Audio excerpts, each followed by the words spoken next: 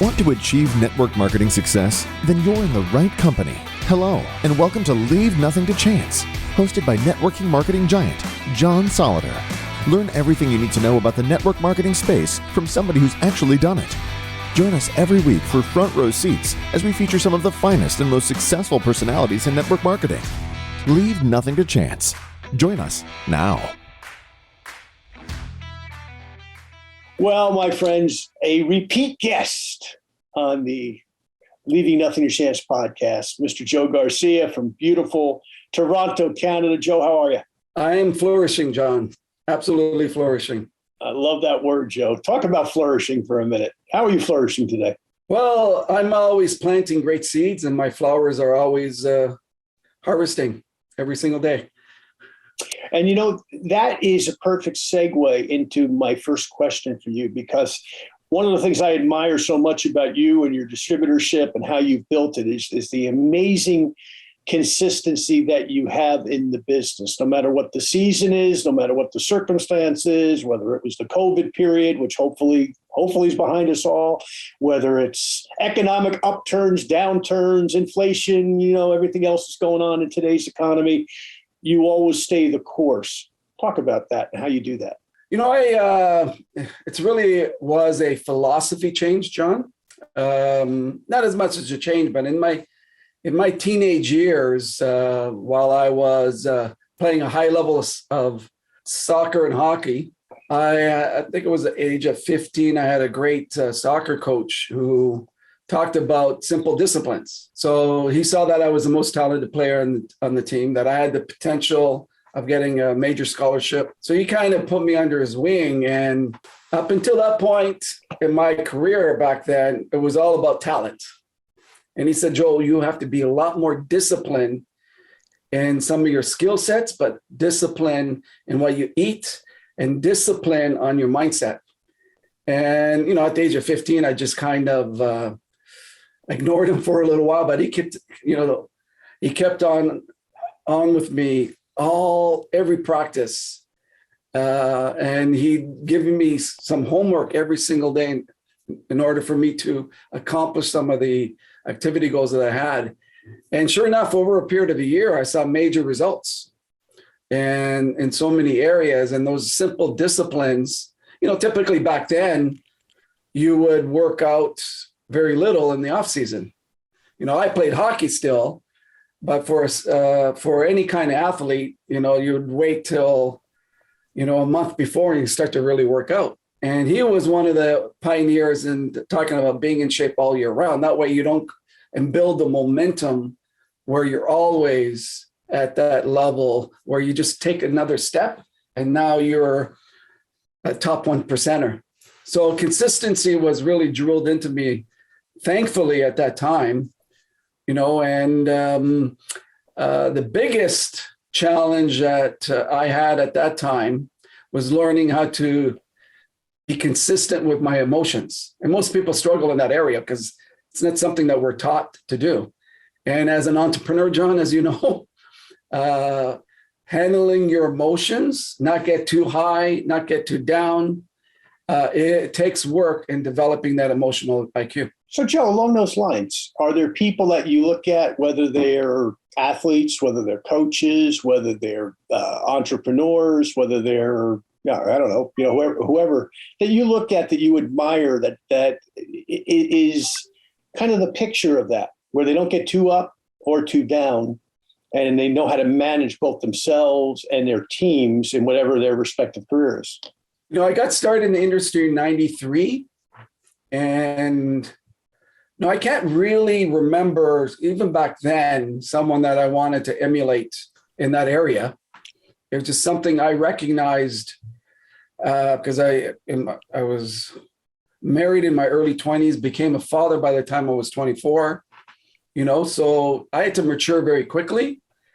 But I recognized my superpower needed to be, when I led, consistent with not only just my actions, but my emotional IQ. Because here's what you see, you know, one of the great skill sets that I've developed over the years is observation.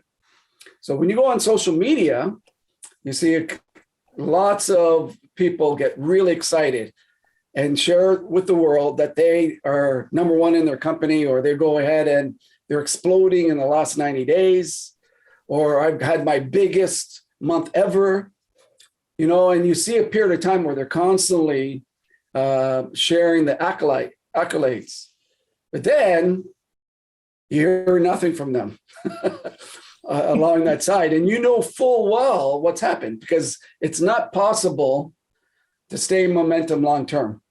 It's just reality. You and I have talked about that before. And in network marketing, especially in leadership, we get addicted to momentum. And that's a whole nother show altogether. And that addiction hurts our emotional IQ when it comes to decision-making. So I learned early on there was going to be ups and downs, that I needed to be consistent with my emotions, especially when you're dealing with people. Because you can't see. So my model was I could not let my leaders see me down. They had to see the real Joe, which was always up and positive every single day.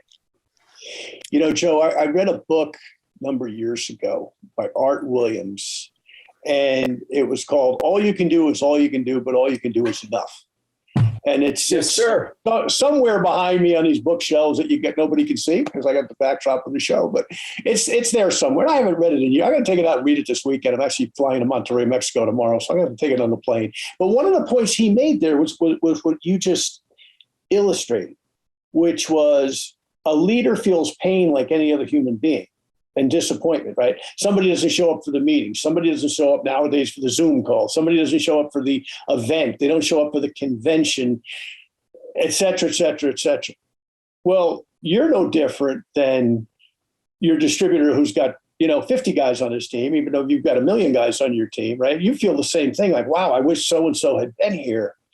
But how do you handle that emotionally with that emotional IQ? How do you keep it from getting into your mind space where you lose that productivity for that hour or that day or that week or that period of time when you get disappointed, so that once again, you feel it like the new distributor does or the smaller distributor does, but how do you handle it so well? Because I think that's one of the keys to your long-term success. Yeah. So, the great Jim Rohn talks about probably the best definition of success. He stated that it's simple disciplines repeated over time. So where people fail in disciplines, they may do great with regards to skill sets and the daily disciplines, but in the emotional IQ area, they really fail. I've had, I'll give you a great example. I'm in St. Petersburg, Russia, in the lobby of a beautiful hotel. And we had done a morning session. We had thousands of people there from all over the former CAS markets. So I'm in the lobby having a little coffee, sitting down, and the leaders are doing these breakout sessions. 99% of the distributor base at that event was women. So I'm hearing this commotion in this room that I'm facing. And I go, oh my God, what's going on now? So in a matter of a couple of minutes, one by one, these women are just coming up, storming out of the room, furious, like absolutely furious. And one of them sees me in the lobby, and it was just like an exodus to me. And what had happened is the leader of that group really upset some of the leaders in that room. And she did a poor job in handling something that was happening in the room. So, and she offended a whole bunch of her leaders, and they were just attacking me left and right. And my Russian is a little, it was about 20%. I could get a little bit of it. And I just, hold on. So that moment, John, I had to really get my emotions in check. And basically we were able to handle the situation very well with very little damage. And that had to do with number one rule. I've got a few emotional rules here when it comes to IQ. Number one, never react. Okay, so for example, our ego, there's two parts of ourselves. We got the ego part of ourselves, which is just man-made. We've got our internal guidance system. Christians call it the Holy Spirit, whatever you want to call it, that knows everything there is to know. Okay. So our ego ends up tricking us into believing it has all the power. So when you get a nasty email from a distributor, or something happens in your organization where you really want to react, that's your ego saying, John, get in there and start punching, start getting in there, because everything's going to be destroyed at that moment, right? Whereas I've learned to never react in leadership. And we've all had a case where we wanted to get in there and, I'm right, you're wrong kind of situation, and make situations really worse off. So for example, a few weeks ago, I had this nasty email. That it's a really nasty email when it's like 5 pages long. And one of our female leaders had to, people will say things on paper or in an email compared to more than what they would do face to face in a lot of cases. So they just drum up all kinds of feelings. So she wasn't happy with the situation, which I had little to do with. And she wanted, the issue was she wanted more support from me, that she was right, that, we should listen to her, that kind of thing, right? So and she said some nasty things in that email. And I knew it was just anger. She had a lot of things going on in her life, transfer of anger and everything else.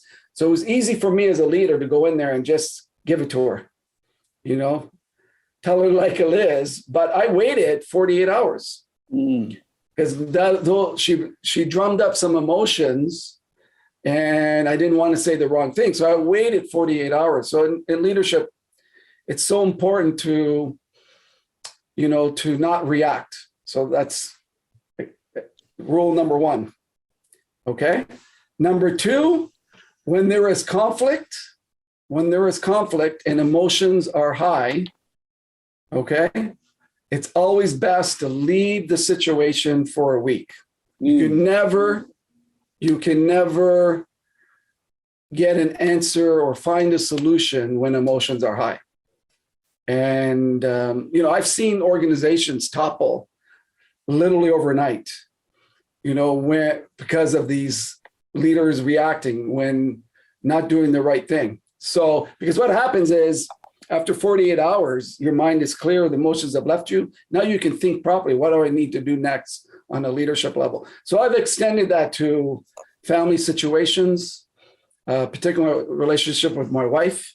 We never let it get too heated. I never react, anymore, particularly as we've got into our 33rd year of marriage, So it was from the beginning of our marriage, that's one of the things that I really learned in leadership and as a husband and as a father is the reaction part. Joe, So that's consistency. How do I get there, John? How did I get there? Okay, so the number one consistent habit that we need to have in leadership, in network marketing, and if you're running any other type of business, is you got to continue to feed your mind on a daily basis. Feed your mind on a daily basis. So I spend an hour a day.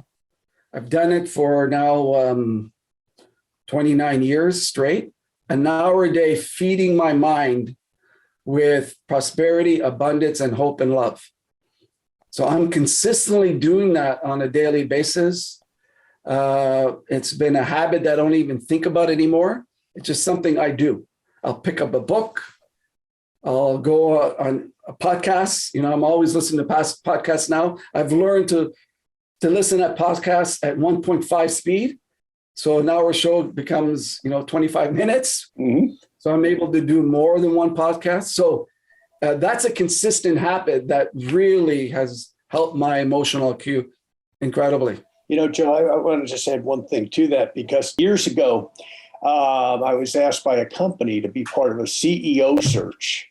And I don't know if you've ever done this kind of thing, but I was out of my element, of what I know how to do for the most part. But the company thought, hey, you know what, let's kind of put you on this committee. So ironically, I was at a DSA function in Florida. And Tom Peters was the guest speaker, right? The great Tom Peters, right? I mean, the guy's a management guru and written Lord knows how many books. And a really nice guy, by the way. And it was about, I don't know, 40 or 50 of us in this room. So I raised my hand at the breakout time. I said, Mr. Peters, I said, how do you hire a CEO for your business? Like, what's the profile? And something you just said there that made so much sense and kind of struck a nerve with me and hopefully with our listeners is the fact that Tom Peters said, he hires lawyers for the most part because they're devoid of emotion. Doesn't mean that they don't have them, but they a lawyer doesn't get in a courtroom and show his personal emotion, about what's going on, right? He just, hey, here's the facts, and whether he's defending you or prosecuting you, right? And what you just said made so much sense because they are trained not to have emotion, okay, professionally. And when you think about what you just said, you could have taken that 5-page email and ripped this person apart and maybe lost their distributorship, and maybe they'd be in another company now, or they'd be slandering you, slandering the company. But by stepping back and just saying, hey, maybe this person's fighting with their spouse, maybe their child's sick, maybe there's some other thing. Let me just step back and then answer it just, okay, here's the facts to whatever it is that you had to do. Yeah. So smart. And it's, I think it's been one of the keys of what's keeping your business, going and growing during a time where frankly, a lot of businesses are going, but they're not growing, and you're still growing, which is, once again, I think how you manage things. Well, the ending of that story after a couple of days, because one of my other rules in leadership is you got to respond quickly. So that's a contradiction, what I just shared. But in that situation, I had to hold back because there were so many things I wanted to. My ego was just screaming, go in there and battle with her. So after a couple of days, I got another email. Now she started getting very angry. Okay. So I got on the phone with her the next day, and because it was escalating, the situation was escalating. Her emotions are so out of control. So that 15 minutes, she was not willing to listen, and she just hammered me.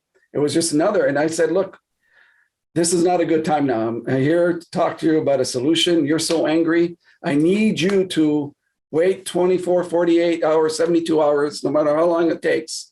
And then we'll get back on the line. But you have to promise me that your emotions are now, your level of emotions are down to a level where you're able to listen. And we can find a solution. This is why it took me 48 hours. I was completely honest with her. So what happened is she still wanted to get in there. And I said, I'm going to hang up now. Okay. Please understand. Let's just follow my advice. I've done this over and over again. And she still was just in that mode of anger. So I hung up on her politely, if you can. That got her really angry initially, but she took my advice. We waited 48 hours, 72 hours. I called her back, and she thanked me because we were able to find a solution. And she really was in tears and thanked me for one of the greatest lessons in her life. So for me, it wasn't about winnings because our ego was always telling us, Joe, you got to win. You and I are very competitive, John. We don't like to lose. No, we don't. It's embedded in us. Yeah. And I'm really competitive, but at that moment, I've learned in leadership, your consistent motions, you don't always have to win. It's not the bigger purse, the bigger vision is most important because most people in our business are only looking at the trees in front of them. I've learned how to look past the forest to the jungle and more and beyond that. And Joe, love your response to this. Let me, and by the way, folks, we're ad-libbing today. Normally we go by questions, but Joe and I become such good friends, and he's such an interesting guy and great leader that we're kind of ad-libbing, if you can't tell. And Joe, I've mentioned this to you before. I interviewed 2 people on this show that had thought about really ending their lives. They were in circumstances. One lady's daughter had been unfortunately murdered, and her boss wouldn't let her go, believe it or not, to the trial of the person who did it. And she had a government job at the time, so he couldn't let her off. And she was driving home, and she thought about it. And looked in her rearview mirror and saw a family in an SUV and said, well, if I do this, it's probably going to kill them too, and chose not to, wisely so, thank the good Lord. And then second to that, believe it or not, was with, I won't mention by name, people can listen to the show, but a gentleman who runs a very big company in not in our industry, but a support to our industry, with a book that was written by the great Agmandino. And similar thing, I'd lost a bunch of money and said, you know what, maybe my family would be better off getting a life insurance. I'm out of here. And once again, wisely decided not to. And both of these people have become great leaders in their respective organizations and with their families and their communities. But they both used a term, Joe, that I never heard. And it was 120001. And I've shared this with some guys I do a Bible class with on Sunday afternoons. I've shared this with some other friends of mine that are in programs to stop drinking and such. And 1201 is that 1 second past midnight where it becomes a new day. And what you just said there, right? You know, you and I deal more normally with, hey, there's a company issue, a back order issue, a product issue, something's delayed, my check was wrong, the back office didn't work right. We deal with stuff that, let's face it, it's all solvable. It's all got an answer, right? Most of the time. But there are people that listen to our show that sometimes find themselves in circumstances where they say, you know what, I'm ready to quit. I'm ready to quit on life. And if that's you folks listening, and Joe, I'd love your response to this because you're such a great leader in so many areas, not just in business, but to that person who's on the edge. And maybe that person was when they wrote you that email at that time, because maybe they wrote you that nasty email that had nothing to do with your business, had to do with some other thing that they weren't relating. When we deal with so many people like you and I do around the world, we got to take that into account, that we don't know what the backstory is that they're not telling us. And maybe we don't even want to know it. We don't need to know it. But we need to keep in mind when we're dealing with people that we don't know what's going on in their personal life, right? So love your response to that from a leadership standpoint, because what you said can help people govern themselves dealing with people with all different kinds of environmental situations, not just in their network marketing business. So I am a very empathetic leader, very empathetic. You know, I like to help everybody. And over the years, I've learned that there are certain situations that you can't help, okay? The ego wants to tell you that, yeah, you're so great, you can help everybody and whatever the situation ever it is. So the first question, First question, John, that people need to understand is that you need to learn how to protect your energy. And, you know, this is something that I never gave it a thought up until maybe 10 years ago.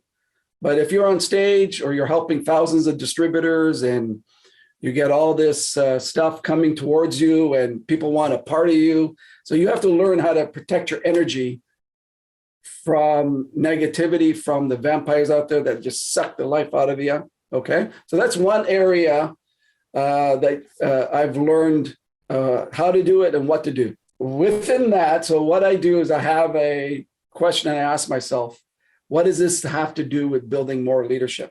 Mm-hmm. What does this have to do with building more leadership? Because in our business, to build a gigantic business, okay, you can get to $10,000 a month just by yourself. Your charisma, your work ethic. If you're willing just to bang it out and go into events and with your charisma, just close, you can get yourself to $10,000 a month. But what happens is to get to $20,000 a month, to get to $50,000 a month, to get to $100,000 a month, and scaling your business, it can't be about you anymore. You need other leaders that are duplicating you. So as you know, my question always is, how can I, what does this have to do with leadership? And either attracting more leaders or creating more leaders. And if it doesn't, I turn it over to someone else. Okay, and a lot of the stuff. When it comes to the big emotional stuff, you know, and I've gotten really good at that over the years in helping people, is most people have gotten into poor disciplines that have allowed their minds in situations to get to a point where this happens. I remember Paula Pritchard. I don't know if you know who Paula is. Sure. Former Amity Diamond. And I was talking to her back in the 90s when I just got started. And she had told me, when, or maybe I heard her on stage say this, but when I stopped listening and doing the daily disciplines for my mind, a week or 2 weeks later, I could see the difference in me. The weeds are starting to take control, as Jim Rohn states. So, if you look back all the way back to Jesus, when the parable of the farmer, that wasn't about farming. That was about our mind. Mm-hmm. You read the great book, James Allen, he talks about planting great seeds every day. So anyways, when it comes to mental health in that area, it really goes back me helping the basics of these people, getting back to having a discipline of feeding their mind. Do it for 30 days and see what happens. Because a lot of people have gotten away from that, even leadership. Mm-hmm. They stop doing the things that got them there. And when the weeds start to come in, you're in trouble. So I had a situation recently in the team where, one of the leaders was, she was hurting her business in a big way, very, very big way. And I knew her story, not to get a personal here, but she was sexually assaulted in her early teens, 11, 12 years old. And she's an achiever. She is, her work ethic is incredible, but she's always having conflicts every day. There's always a time where she's angry, And I realized over time what her situation was in dealing with that anger, right? We have another person that was in the same situation, same story, and she's flourishing. So what's the difference between both of them? The first woman, she's still, that moment in time in her life, she's still experiencing it as a child, no longer as an adult. The second person is experiencing it as an adult, that it wasn't her fault, that it was her mom's fault for not supporting her, but she was looking at it as an adult. So, I may be getting off topic here, but ultimately with your question, one of the things that we need to do in helping people is have them get back to the basics, and really committing that, because a lot of that will go away, Well, exactly. And it is amazing. And you've seen it, and I've seen it as long as we've both been doing this, the transformation in people growing their distributorship, but they're not growing their distributorship. They think they're growing their distributorship because their check was $4,000 and now it's 13 grand or 17 grand or whatever the number is. They think, well, I'm growing. What they don't realize is they're growing themselves if they keep those daily good disciplines of self-development, of spiritual pursuits, of taking care of their bodies, taking care of their overall health, not just their business health, but taking care of their health, taking a walk around the block or going to the gym, doing all of those basic fundamental things that are important to have a successful life. And all of a sudden their income is growing and they think it's because of one thing and they don't realize it's because of the collection of all of those good things put together. And I'll tell you, in network marketing, as your team grows, as your income grows, there's a lot more challenges you have to deal with, John. So the size of your group, there's 10 times more challenges, 100 times more challenges. Is how you deal with them. That's the emotional IQ. And let's face it, majority of reasons why companies fail, within the first 5 years, I think it's 96%. By the year 10, only 1% make it, and it's just not network marketing, but in all, the majority reason that companies fail is all because of leadership challenges in the field and leadership issues in at corporate level. Exactly. Well, and it's interesting to watch, right? The companies that do make it, your company, my company, some of the other companies, some of our friends are in, that make it, all have strong core leadership, and they also have core values.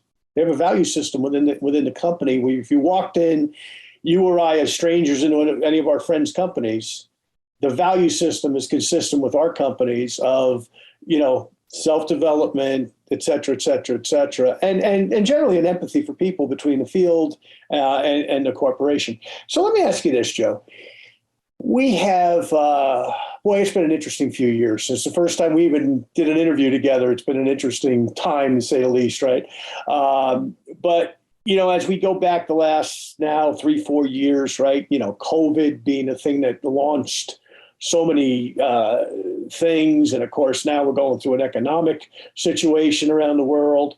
A lot of people have been on pause. A lot of people have, whether, by the way, not just in our industry, in the real world too. My sister works for the city of Dallas, and she's finally back to her office after like 20 some odd months of not going to her office.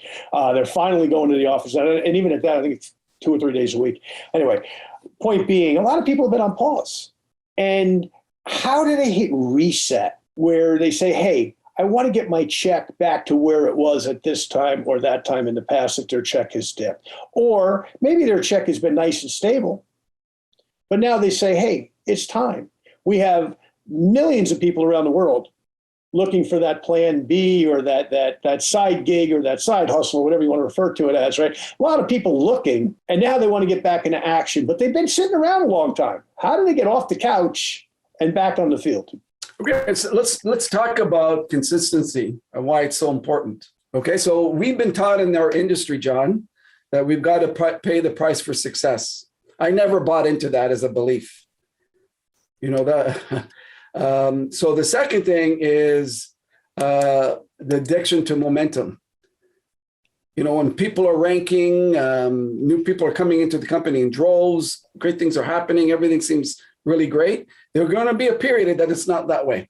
So the reset issue, which you're talking about, where people have gone away or not doing anything or whatever is happening in their lives, this all, as you said to me the other day, all distractions are equal. We've heard that 1,000 times.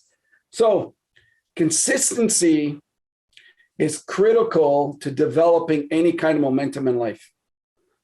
It's so hard to restart. It takes a lot of discipline and a lot of faith, a lot of courage to restart. And what happens is when you're doing the stopping and starting all your life, it takes an emotional toll for many people. It takes an emotional toll. So consistency, a few years ago, I think about 10 years ago, I saw a study by NASA, North American Space Agency. I may have shared this in a previous podcast, but it's real important to understand in this area. And they took a bunch of astronauts and they put these concave glasses on these astronauts. So what these concave glasses did is made the astronauts look upside down. So they wanted to observe how the astronauts would, if that happened in space, how their bodies would work, et cetera, et cetera. So these astronauts had to keep them on for 24/7 in their daily lives. In that first study, by day 26, every single astronaut with the glasses on started seeing right side up. And I'll explain why that happened. So they did a second study a few weeks later with different astronauts. So it took a bunch of astronauts and they changed the study by one day, which was day 15. So day 15, they had the ability and opportunity to take the glasses off for 24 hours. But they had to put them back on again once the 24 hours was completed. In that second study, it took an additional, after they took the glasses off, 26, 27 days for all of them to start seeing right side up. Just missing one day changed the momentum. It was just like they started all over again. So think about it. You're in this study. What's the number one thought you're going to have every day wearing these glasses? You're thinking, I can't wait till this is over. This is making me sick. I can't function. All these feelings. So your number one thought is, I can't wait till this is over. So what happens is your brain now is developing enough neural pathways to get what you want. So because that's all you're thinking about. I can't wait till this is over. By day 26, 27, the neural pathways in your brain have developed enough where you get what you want. Power of consistency. But the second study, you take it off by 24 hours and it changes everything. It just reset everything. And it took an additional 26 days in that second study. So I recognized this. When I saw that study, I was so excited because I realized in my life, because I was so consistent in all my areas, that's where I got my results. I never needed to go and say, I'm going to go and hit it for 6 months straight. I'm going to do this massive action and my business is going to massively explode. I have picked up the activity, but I stayed consistent in my other areas. And because the consistency, like that NASA experiment, I planted those consistent seeds on my, was working out every day. I feed my mind every day at the same time. I visualize, as I share in my book, every day at the same time. I have certain hours during the day where I personally recruit. Even at my level, I'm still spending 2 hours a day so I can enroll new people myself, because I know I have to lead by example. I cannot continue to teach people what to do, get up on stage if I'm not doing it. So those consistent habits, I've been doing it all the time. When I get up in the morning, I write down the top things I will need to accomplish that day. So I'm setting, it can be monotonous. It can be such a routine, but those are the results that you get. And over time, what happens, I would tweak a little bit this. So in the early days, I was doing a half an hour of reading a day. I moved it up to 45 minutes and then I moved it up to an hour and I felt, wow, that was perfect. Other times in my personal development, I realized in 1998, 99, that every book sounded the same, looked the same to me. So I was reading, but I wasn't internalizing. So what I did is I started to read books that resonated with me. That said, oh my God, this is what I need, a aha moment. And I would just read it over and over and over again. And I would just pick 3 or 4 books. I still like to do that today and just study it. Just study it. As Bob Proctor talks about with his Science of Getting Rich book and Think and Grow Rich, he has it in his hand and he's reading it every day, all his adult life. So those consistent habits, related to the NASA experiment is so incredible in terms of the results. And you can do that so for example, one of the things that I've done in my marriage, if I've shared to my wife what I've thought about her every single day of my marriage, it was a conscious decision. It wasn't like there are some days, you don't feel like it, but I still do it. I still do it because those simple disciplines create the results in relationships. And then I started sharing that with my family members and I started doing these little things, So as my kids were growing up, another discipline I did was I would give them a gift to all the family once a month, okay? And if they had great report cards, I would double it up, And it became a time where my kids, I can remember Vanessa at 10 years old. What are you getting for me this month, Dad?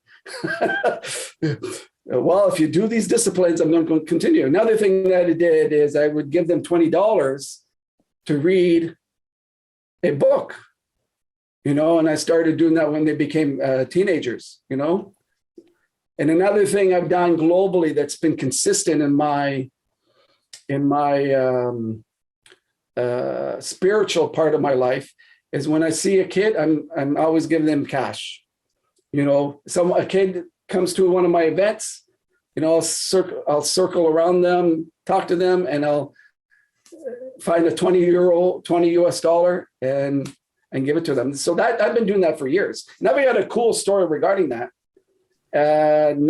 2010, 11, around 2011, 12, around that era, I was in Rome, and I hear my name, Joe, like loud.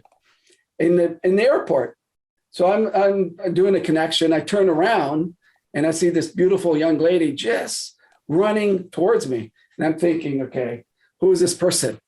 And I'm thinking she's going to someone else. And she has her eyes set on me. And she runs and just gives me a nice hug and kiss. And she said, Joel, don't you remember me? And she said, 10 years ago, you were in Lake Como doing an event. And my dad brought me to an event. And you centered me out at the end of the meeting and you gave me 20 euros. And you said some words going after your dream. You know that she was a supermodel. And she said, you changed my life at that moment. And she remembered exactly what I talked about, all because of that 20 euro bill. Wow. So so these little disciplines that I've done over the years have these seeds, and that's all they are. They're just seeds, John, that harvest because you're watering them all the time, right? I love it. I'm going to go back to something though. Now you've been with your company how many years? We started in January 2021, but I was with the sister company since 96. So we decided to start a brand new company in 2021. So going on 26 years, but basically the same organization, right? Mm-hmm. And you just said you just sponsored 2 people so far this month? Yeah, a little bit more than that, but I spend at least a couple hours on my personal recruiting, prospecting. So I want to make a point, folks. If you're listening to this, Joe is number 1 in his company. Okay. It's a big company. We don't talk about specific companies here as a rule, but it's a big company. It's a successful company. It's a company with a long track record. And he's still sponsoring people. And guess who else is, Joe? Yours truly. Yeah. And people say to me all the time, well, you still have to sponsor people. You don't have to sponsor people. I don't have to sponsor people to make income, but to lead by example. And David Goggins, who's a guy that I listen to from time to time. He's a little foul-mouthed, but he wrote a book called Can't Hurt Me. The guy's an amazing guy, and anybody has ever heard of him. But Goggins talks about a lot of people in the quote-unquote self-development world that are just full of you-know-what. He's like, yeah, they're living in a mansion. They haven't done what they're talking about in 30 years. And they're telling you how to do it. He goes, they haven't been hungry. They haven't missed a meal in 30 years. So he's absolutely right. And what I love about what you're doing, and I love about some of the other leaders that I interview on this show, they're still doing it. Dan McCormick's still doing it. For example, as one of many people that we've interviewed, he's still doing it. 25 years into his business, he's still doing it. Jeff Roberti's still doing it. I mean, some of the other guys that we've talked to are still doing it. Your partner, Dan, is still doing it, and that's the ultimate leadership. It also shows that you care about what you're doing because it's not just about the money, because when you sponsor those couple of new people this month, whatever many it is, you're giving them an opportunity, but you're also giving them the benefit of your vast experience to show them the way so that they can lead a successful life like you have. So So a lot of people come to me and say, Joe, when do you ever see yourself retiring? And I'm sure you've had that question many times, right? And I thought about it. I don't see myself retiring in terms of the definition of what retiring is network marketing, building an organization. It's not work, meaning it's not hard work compared to a guy that wakes up at 5 a.m. and digging dishes, compared to what I've seen globally where people are walking miles just to get to work because they can't afford transportation. And they're getting paid a couple of dollars an hour or whatever it is, just to try to support their family. We have to put things in perspective. Talking to people, getting rejected, okay, that could be a little bit hard on your ego. Sharing the product, helping others do that, personally develop. We could be doing thousands of other things that, the work that has to be done there just to get results compared to what we do. It's incredible, right? So we have to put things in perspective. What would your dad do for a living? So he used to work for in a factory that made radiators for Chrysler. So he was and then when Chrysler had all those issues, he ended up because he knew the mayor here locally, and the mayor got him into becoming work for the town, the city here. And so most of those years he was a Zamboni driver, and a head of operations there. Yeah.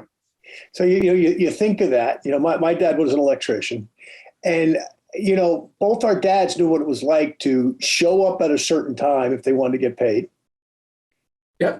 And didn't have much choice of it, right? You or I get up, when we want, I'm still an early riser just by choice. I don't have to be, but point being, sometimes I reflect on that. I think my father worked in manholes. It's 107 today here in Dallas. Now I grew up in New Jersey where it was rarely 107, but to that point, your dad went to work in Toronto. I can imagine the snowstorms where sometimes you had to get up 2 hours early just to get the snow out from behind the car, right? Just to get to work. And when you put it, what we do in that perspective, it kind of reminds us where we came from and humbles us to just appreciate the fact that, hey, if the worst thing we do is have somebody say no, come on,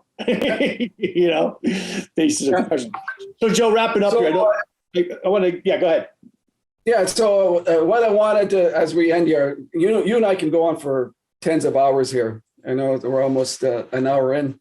So going back to consistency, we all have to understand we do 5 things in our business. We become our best customer. So we have to be our best customer. Okay. So I'm consuming of our products about over $1,000 a month. So I'm definitely my best customer. Second thing you have to do is we have to learn how to share the product. And thank God today, we don't have to be doctors if you're selling health and wellness or cosmetic surgeons or whatever it is. We have tools that most companies have tools that can market our products quite well and get customers. Third thing that we do is we've got to share the business. Again, we've got incredible tools. When I got started, it was amazing. We had videotapes, like 20-minute, and I would just go to someone's home and pop that videotape in. I didn't need to learn how to do a presentation, but now that's gone very easier over time, right? Because of the internet. The fourth thing that we do is we've got to personally develop our skill sets. And this is something that we have to hammer people when they get started, that the amount of money that we make in our business has to do with, if there's a direct correlation to how much you improve your skill sets over time. And that has to be worked on every day. And then the fifth thing we do, which is probably the most important of developing an organization, is teaching people how to do those 4 things. So where you need to be consistent, where I'm consistent in those 5 areas every single day.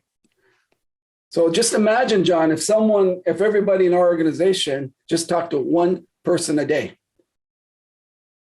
that's 365 people. If you're dealing with a warm market, you're getting 10 to 20% closing ratio. If you're dealing with a cold ratio, 5 to 10. So 30 new people, approximately 36 new people a year that you can enroll. If you get to that point in your business consistency, you're going to get results as long as you're doing the other stuff, right? Just imagine if you're doing 2 people a day. As Jim Rohn says, it's easy to do, easy not to do. So those 5 areas, if you can develop a plan just to stay consistent in those 5 areas, you will explode your business bigger than anyone that goes on a 90-day run. And then burns themselves out and you don't see them for another 90 days because they were working 24/7, right? Exactly. So consistency will beat massive action. In order for massive action to work, you need to be consistent with massive action. Exactly. I remember when I interviewed Joe for Leave Nothing to Chance. Still available on Amazon, folks, digital, etc., and Spanish. And I remember asking Joe about something I want to ask him about now to close the show. If you took everything that you've learned and everything that's helped you to become as successful as you've become, and you had to say that there was one consistent recurring habit above all others that you do on a daily basis, what would it be? I've defined what I really want. I fall in love with my dream. That's the foundation to everything. So everything else, if you don't know the destination, John, and work towards that destination, you will have emotional IQ issues. You will have business issues. You will have so many other issues that will be topped onto that. But when you are understanding that how life works, how we manifest things in life, when we fall in love with our dream and work towards it every single day, there's a visual that I give people, and you can't see it on the podcast, of course, but here on YouTube, there's 2 spinning discs. Kind of just think about that. The top disc, and there's a bottom disc. So we're all energetic human beings. On the bottom disc are people that focus on hatred, anger, jealousy, unhappiness, all not being gracious, all these negative emotions, betrayal, all this stuff is down here. Up here is love, prosperity, abundance, hope. Okay, and hope can actually be at the bottom too, depending on how you use hope. So the key to life is to be at the top vibration level, because that's where money lives consistently. That's where great lives consistently live.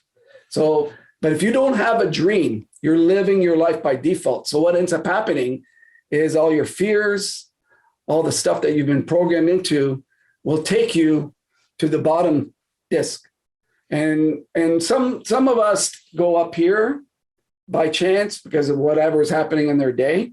But by living by your life by default, where there's no destination, you're going to spend majority of your life down at the bottom disc. And if you get involved in this industry or any kind of business, you're only going to attract, for the most part, people that are vibrating at the same level. So if you want people to tune into your prosperity channel, what your energy level, you got to be up here, and you have to have a dream. You have to have a dream. I was fortunate before I got started in the industry that I fell in love with my dream. I already knew what it was at the age of 23. I was in love with my dream. It encompassed all my purpose in life. And I met a gentleman in the library who introduced me to network marketing. And I know today that wasn't a coincidence. All the stuff that has happened to me in the last 29 years in the industry, I can actually now, in hindsight, look back and say, oh my God, the universe led me here because I was in love with my dream. I was introduced to this person because I was in love with my dream. All these great things that happened because I was so focused on the consistency of that dream. So that is the starting point and the ending point for anyone that wants to start all over again. You need to be very clear. Guaranteed, John, guaranteed, 100%. Those that put a pause in their life have no dream. They've put a pause on that dream, or it's not what they really wanted. So they weren't in love with it. So it's the emotion that drives the results. It's always the emotion that drives the results in our life. Well, Joe, as always, spectacular. So much teaching, folks. Listen to these podcasts over and over again. And Joe, I just want to thank you once again for being a great guest and a great teacher, great mentor, and great human being. And thanks so much for being here today. Thank you, John.